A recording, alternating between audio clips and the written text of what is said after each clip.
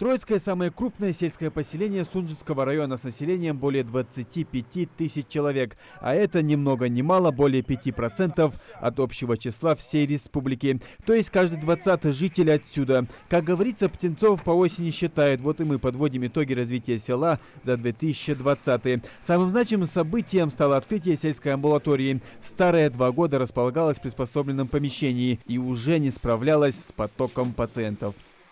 Со строительством нового здания у нас эти условия появились, и мы стараемся в полном объеме оказать нужную медицинскую помощь нашим больным.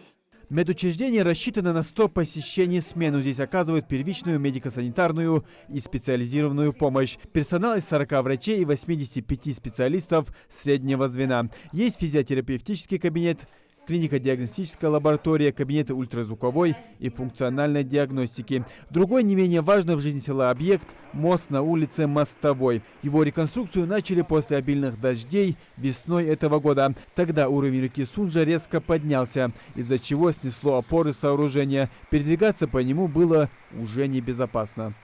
Ремонт сделали, фермы установили, мы видим. Вот ферма наверху, видно сзади, вон. Зеленая, да, покрашена зеленая. Там раньше 3 опоры были, одну опору унесли, и вместо него установили ферму.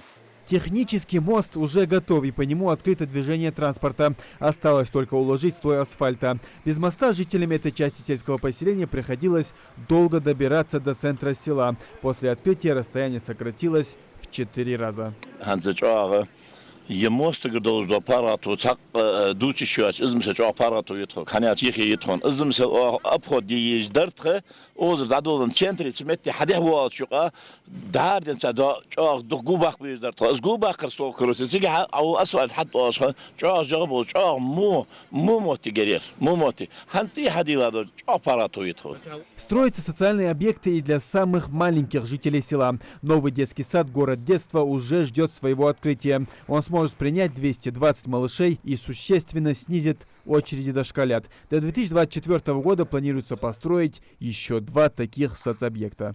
Мы очень рады, конечно, садику нашему. Это большой подарок для нашего населения. Садик у нас очень большой, красивый. Планы у нас грандиозные. Садик на 220 детей. Как вы видите, 3-этажное здание, оборудованное, красиво все изнутри. В плане образовательной деятельности, согласовывая вместе с нашим министерством, много чего хотелось бы. Ну и кружки, соответственно, все.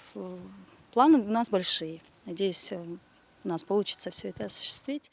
Активно власти республики решают и проблему загруженности школ сельского поселения. 4 образовательных учреждения с наплывом детей просто не справляются. 2-я школа работает и вовсе в 3 смены. Вместо предусмотренных 340 детей здесь обучаются более 1000. Перегрузка в 3 раза. Новая 5-я школа должна частично этот вопрос решить.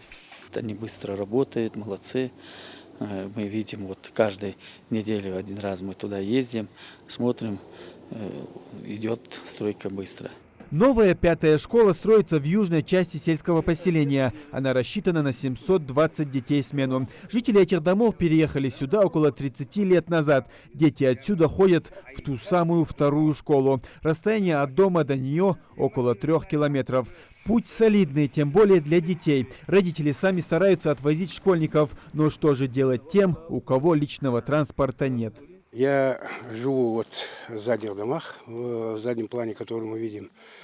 Нашим детям эта школа обязательно, внукам, я имею в виду, очень необходима, потому что отсюда где-то до центра, если добираться, детям приходится где-то около 3 километров идти по дороге.